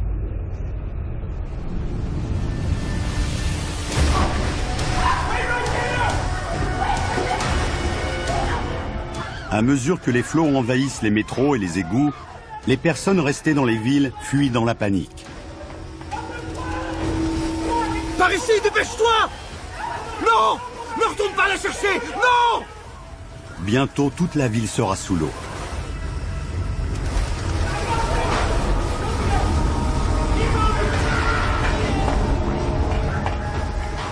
Dans un monde où des quantités d'eau phénoménales continuent de se déplacer, il reste peu d'endroits où se réfugier.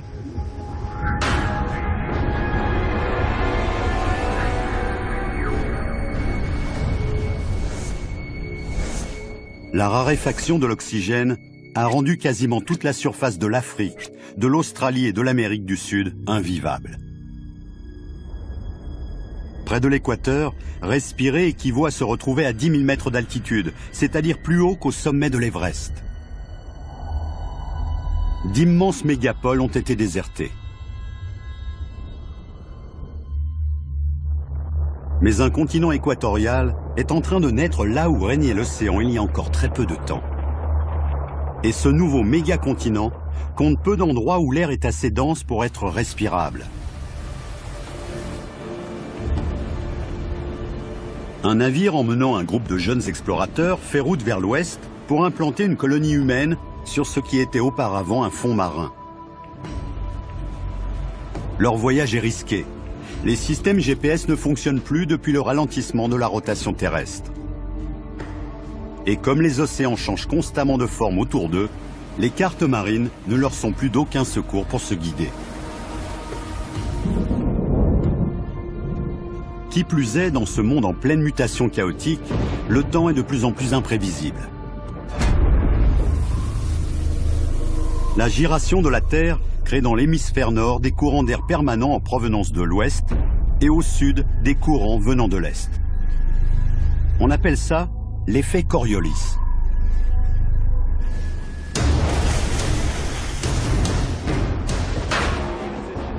À mesure que notre rotation ralentit, ces mouvements de masse d'air habituellement prévisibles deviennent instables. De nouveaux courants d'air à haute pression se forment et se déchaînent sur la planète. Des tempêtes d'une violence inouïe sévissent en mer. Elles peuvent durer des semaines.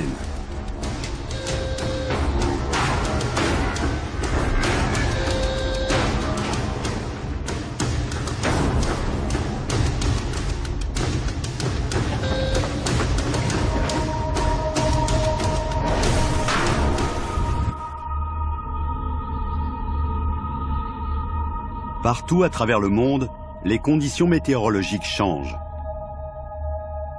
Les périodes de 13 jours d'obscurité recouvrent la planète d'un froid glacial.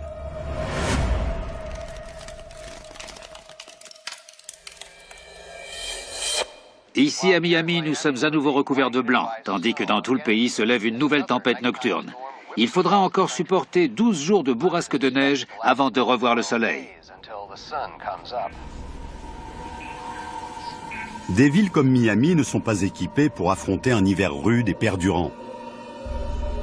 L'absence de radiateurs est un autre coup dur à surmonter pour la population qui tente de survivre. Pourtant, la vie terrestre n'a pas fini d'être ébranlée.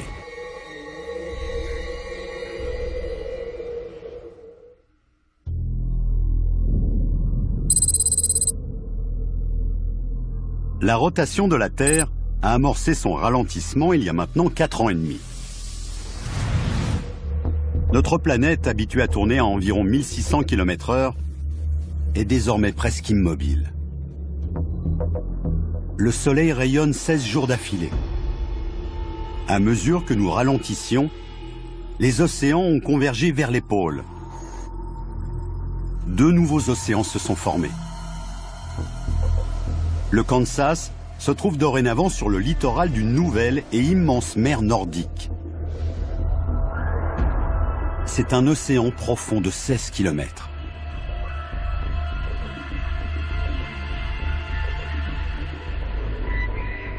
800 000 km² des États-Unis sont devenus inhabitables.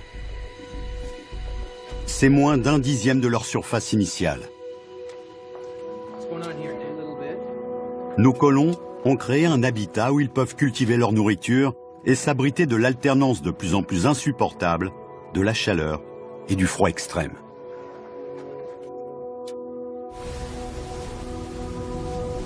Les nouveaux océans qui ont pris forme offrent les meilleures chances de se nourrir.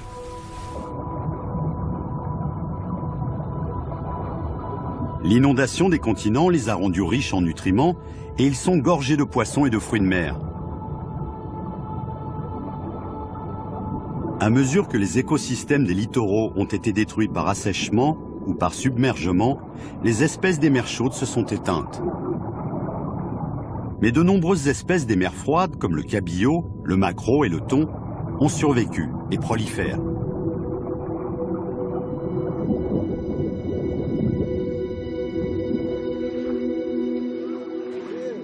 Autrefois habitués aux cultures et à l'élevage, les gens se sont reconvertis dans la pêche, là où le nouvel océan baigne les plaines américaines du Midwest.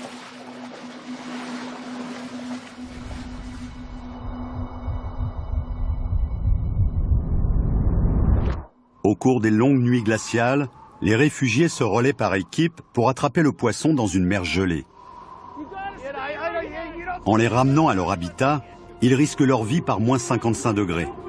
Une température extrême que le corps humain ne peut supporter que quelques minutes.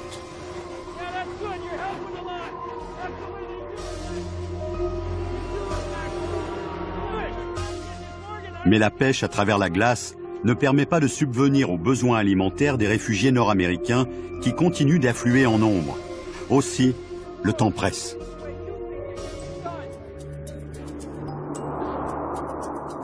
La terre devenant presque statique, les longues bourrasques de neige s'arrêtent. L'effet Coriolis qui générait les conditions météorologiques a disparu. Désormais, les tempêtes deviennent de plus en plus prévisibles. La rotation minime du globe produit un schéma météorologique plus stable. Mais il subsiste des écarts extrêmes de température entre les jours brûlants et les nuits glaciales. Ce temps, devenu plus stable, engendre moins de précipitations. La pluie ne tombe plus en quantité qu'au large des océans, mais aucun vent ne la pousse vers les continents. Les pluies occasionnelles qui s'abattent sur la zone habitée par les colons du Kansas sont précieusement recueillies et stockées pour les longues périodes de sécheresse. Leur situation est désespérée.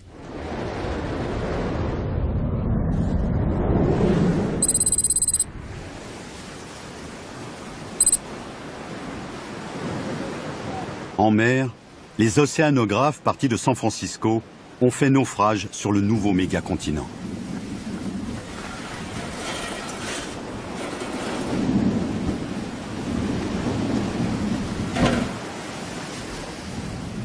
Ils fouillent l'ancien fond marin en quête de tout ce qui pourra les aider à survivre.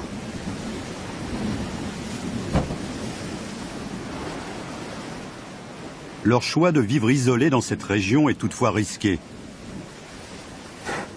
À la différence de leurs homologues réfugiés au Kansas, ils ne peuvent compter que sur les ressources qu'ils ont emportées et sur ce qu'ils pourront récupérer. Mais s'ils parviennent à leur fin, ils disposeront de la plus grande superficie de terre habitable sur toute la planète.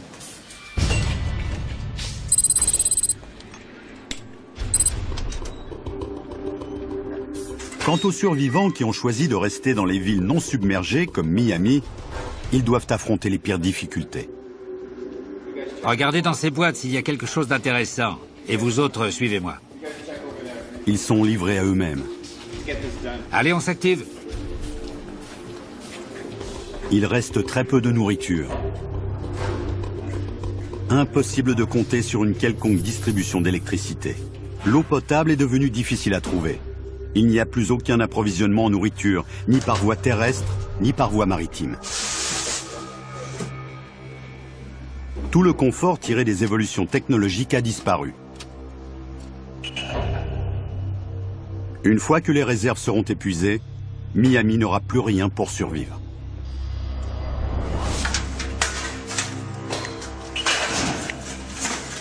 la situation est critique. Leur fin est proche s'ils restent ici. Alors certains survivants ont décidé de fuir. Ils doivent trouver un lieu qui ne soit pas enclavé dans les terres.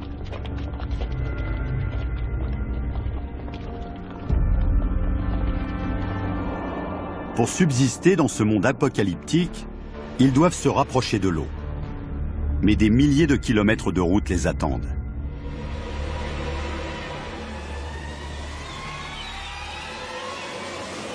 Les océans sont l'une des dernières ressources de protéines animales de la planète. Au milieu du Pacifique, une nouvelle colonie prend racine. Elle a installé un petit camp de base en quête de nourriture et d'abri. L'énergie éolienne permet de générer de l'électricité. L'ancien fond marin finit de s'assécher et l'agriculture sera bientôt possible sur le littoral du nouvel océan nordique. Pourtant, chaque fois que l'obscurité tombe, le climat repousse à nouveau les limites de la résistance humaine. Sur ce nouveau méga-continent désolé, les réfugiés doivent endurer plus de 16 jours de température glaciale dans des abris de fortune. Et quand la Terre s'arrêtera complètement de tourner, ils devront s'attendre à d'autres bouleversements potentiellement fatals.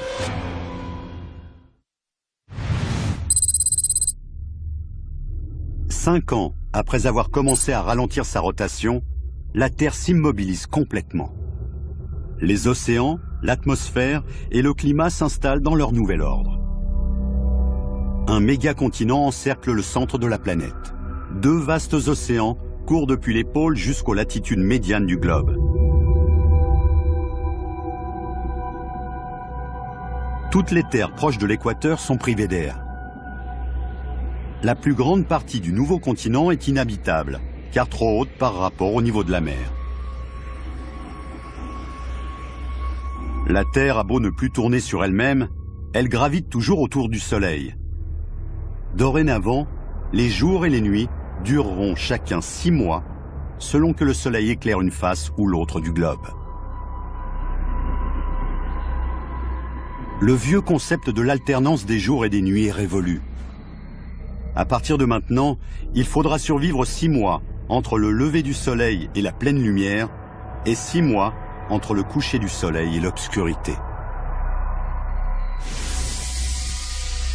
Mais pire encore, la lumière du soleil est devenue insupportablement brûlante.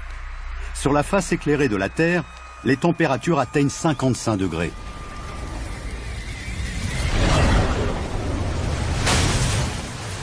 Des vents surpuissants balaient tout sur leur passage. Aux frontières entre la face éclairée et celle obscure de la Terre, les effets de la lumière solaire sont moins destructeurs. Sur le nouveau continent près d'Hawaï, il pleut pendant 1 mois, de la même manière que les ouragans engendrent des orages des milliers de kilomètres plus loin.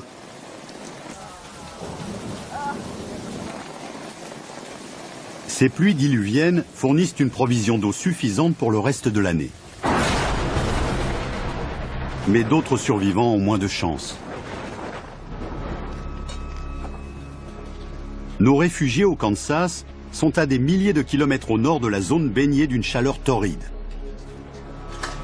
Ils découvrent maintenant qu'il ne pleuvra plus jamais dans cette région du globe. Ces colons ne peuvent même pas espérer dessaler l'eau de mer. Le réseau électrique national ne fonctionne plus et ils ne disposent pas d'assez d'énergie. Les conditions climatiques et météorologiques de notre Terre dépendent entièrement du Soleil. Il n'y a plus ni vent, ni pression atmosphérique. Et avec la très longue nuit de 6 mois qui s'installe, arrive le coup de grâce. Les températures chutent à moins 55 degrés. C'est presque 20 degrés de moins que la température moyenne de l'hiver arctique.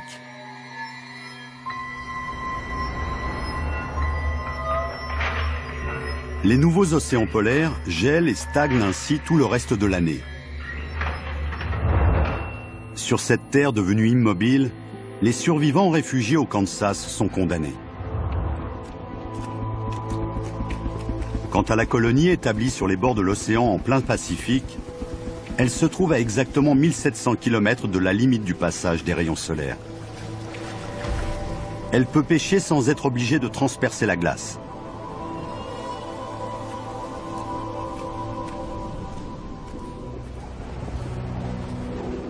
Un an a passé. Plus de 6,5 milliards de personnes sont mortes.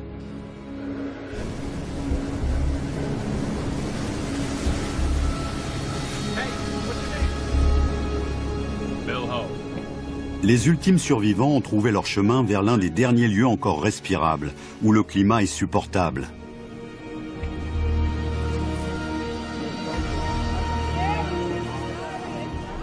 Le cycle de l'obscurité et de la lumière, du froid et de la chaleur, de l'humidité et de la sécheresse, se répète et perdurera éternellement.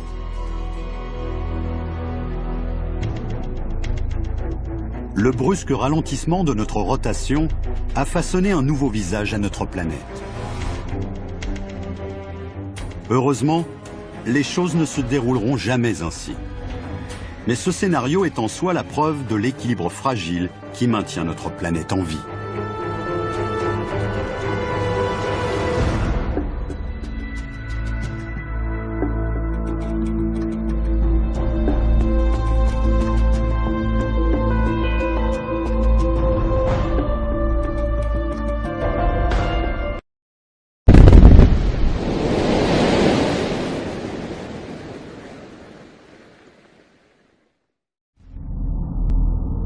Bienvenue dans un tout nouveau monde.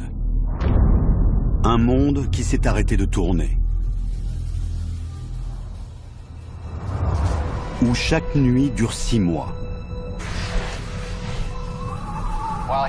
À Miami, nous sommes à nouveau sous la neige. Où chaque jour dure également 6 mois. Sous un soleil accablant. Aujourd'hui, le rayonnement solaire sera très élevé. Où la mer a envahi des villes, tandis que d'autres, surpeuplées, sont à court d'oxygène.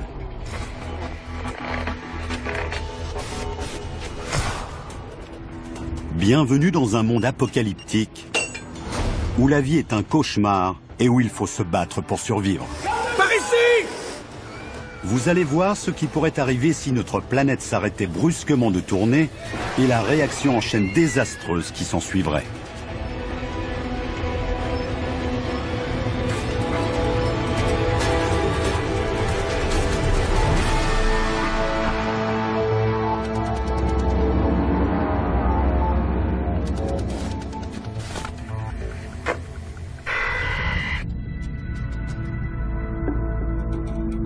C'est un principe essentiel.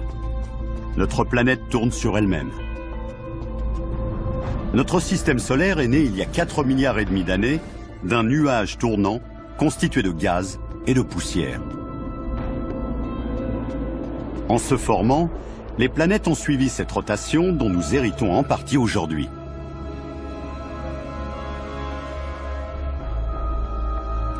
À l'équateur, la Terre tourne à plus de 1600 km/h.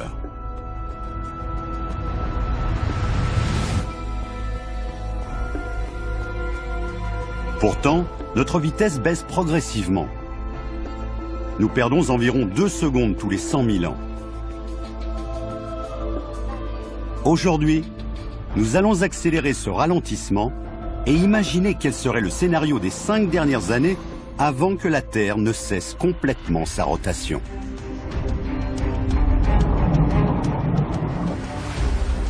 Qu'adviendrait-il de la mer? De nos continents? De l'air que nous respirons?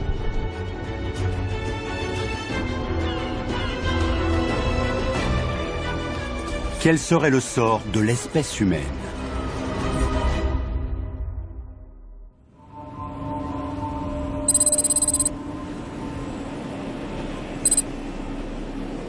Le premier jour, le ralentissement d'1 km/h de notre rotation a beau être presque imperceptible, ses conséquences sont déjà spectaculaires. À l'aéroport international de Miami, surviennent les premières perturbations. Tour à vol AM553, bon vol. Les avions naviguent à l'aide d'un GPS. Le réseau GPS repose sur une série de satellites permettant de situer avec exactitude la position des appareils. L'une des données essentielles de ce système est le temps. À bord des satellites, les horloges sont en contact radio quasi permanent avec le sol. Le gouvernement américain détermine l'heure à l'aide d'horloges atomiques. Ce sont les plus précises au monde. Mais si notre ralentissement ne trouble en rien la synchronisation de ces horloges, les bases terrestres avec lesquelles les satellites communiquent ne sont déjà plus positionnées là où ces derniers considèrent qu'elles se trouvent. En d'autres termes, le réseau GPS n'a pas été conçu pour assumer un bouleversement de la rotation de la Terre. En ralentissant, la Terre va semer la zizanie dans un système de navigation minutieusement calibré, et les effets vont être catastrophiques. Vol AM721, remettez les gaz. Les ordinateurs tentent de faire atterrir les avions loin de leurs aéroports.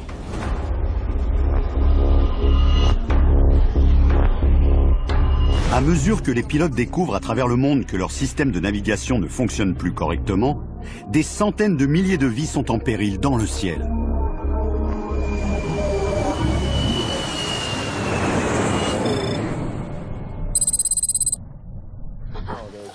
Bien joué, James. Allez, on rentre maintenant. Je serai là à 9 h. À Chicago, la plupart des gens ignorent encore le bouleversement du trafic aérien qui se joue à 2000 km à Miami. En réalité, l'infime ralentissement de la rotation terrestre a d'ores et déjà déclenché une réaction en chaîne incontrôlable.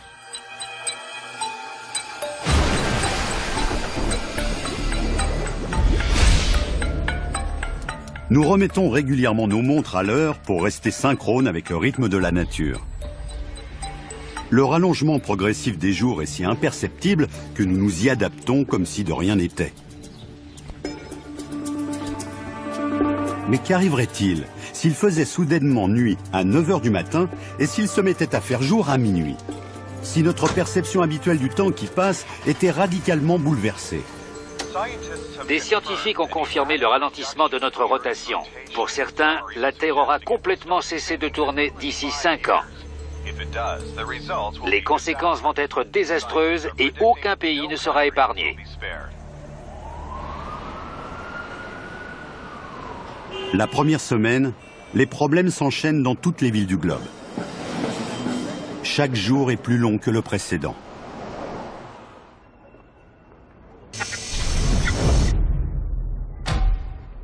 Bientôt, les secondes et les minutes deviendront des heures et des jours.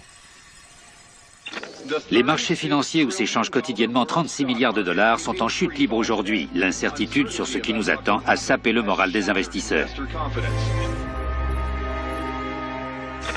Qu'adviendra-t-il de nos 24 heures habituelles si elles durent plus longtemps que 24 heures?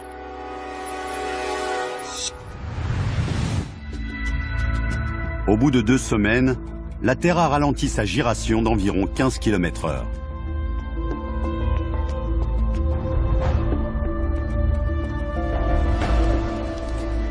La réaction en chaîne s'accélère. Le trafic aérien est réduit aux services essentiels, avec un record de 470 accidents à travers le monde. Chaque année, plus de 2 milliards de personnes voyagent par avion.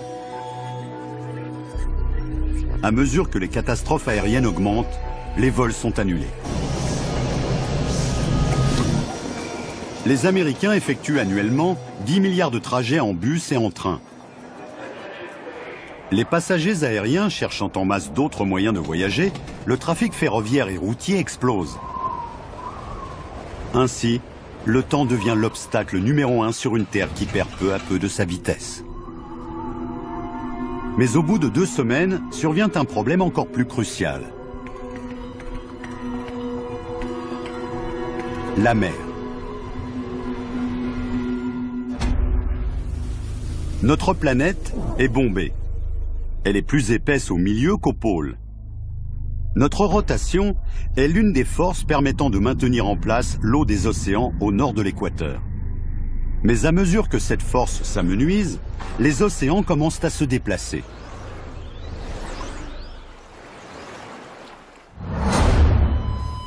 Des courants s'organisent depuis le bombement de l'équateur en direction des pôles. Plus d'1 milliard de kilomètres cubes d'eau se mettent en mouvement.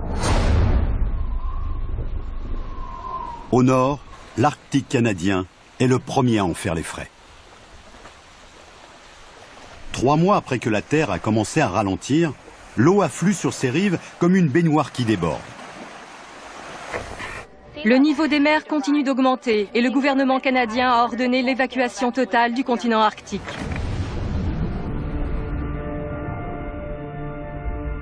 Le ralentissement de la planète a un autre effet pervers. À mesure que le niveau des mers change, l'air que nous respirons se modifie. Notre atmosphère recouvre uniformément toute la surface du globe. Elle suit sa rotation. Mais alors que la Terre ralentit sa course, l'atmosphère se met à suivre le courant des océans en affluant vers les pôles.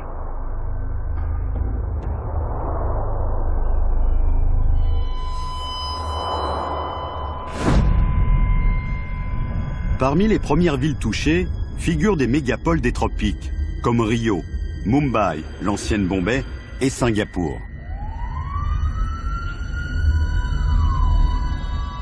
Il devient de plus en plus pénible d'y respirer. Plus au nord, les villes situées en altitude commencent elles aussi à souffrir. Aux États-Unis, les alpinistes du Colorado ressentent brusquement les effets du manque d'oxygène. À 1500 mètres, il devient aussi rare qu'à 4500 en temps normal. À moins de 2500 mètres d'altitude, on commence à ressentir le mal des montagnes. Et la limite de survie se situe juste au-dessus de 5000 mètres. Ça va, mon garçon?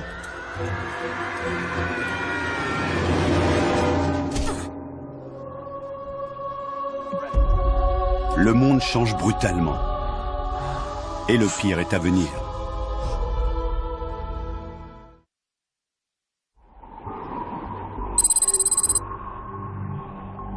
« 4 mois ont passé depuis que la Terre a commencé à ralentir. Nous tournons dorénavant à 225 km/h de moins que d'habitude. Chaque jour dure presque 28 heures, avec 2 heures de lumière et 2 heures d'obscurité supplémentaires.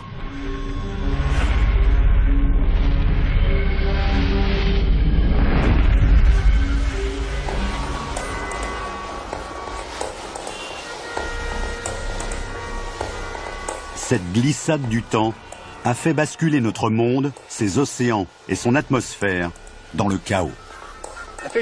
Les autorités russes informent que l'engloutissement des gisements de pétrole du pays provoque une pénurie de carburant à l'approche de l'hiver.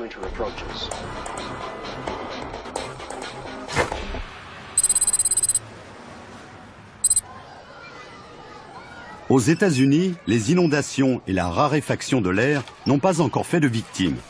Les gens s'adaptent. Mais bientôt, survient à travers le monde un nouveau problème aux conséquences fatales.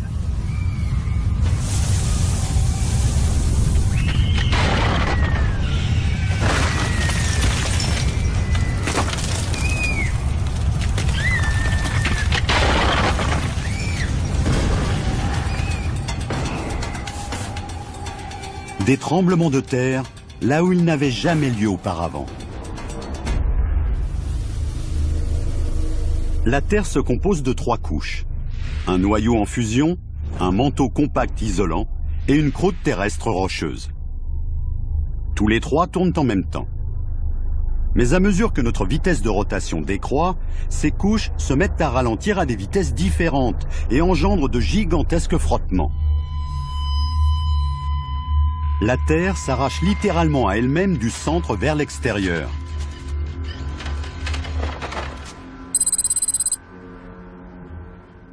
Les eaux de San Francisco sont une zone sujette au séisme. À présent, les océanographes relèvent dans la région la preuve d'une activité sismique sans précédent.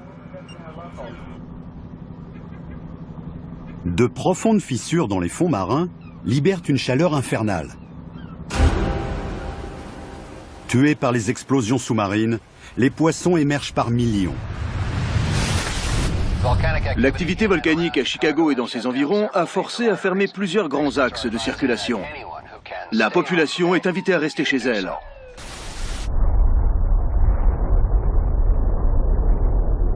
Mais les catastrophes géologiques ne sont qu'un des effets extrêmes du ralentissement de notre rotation.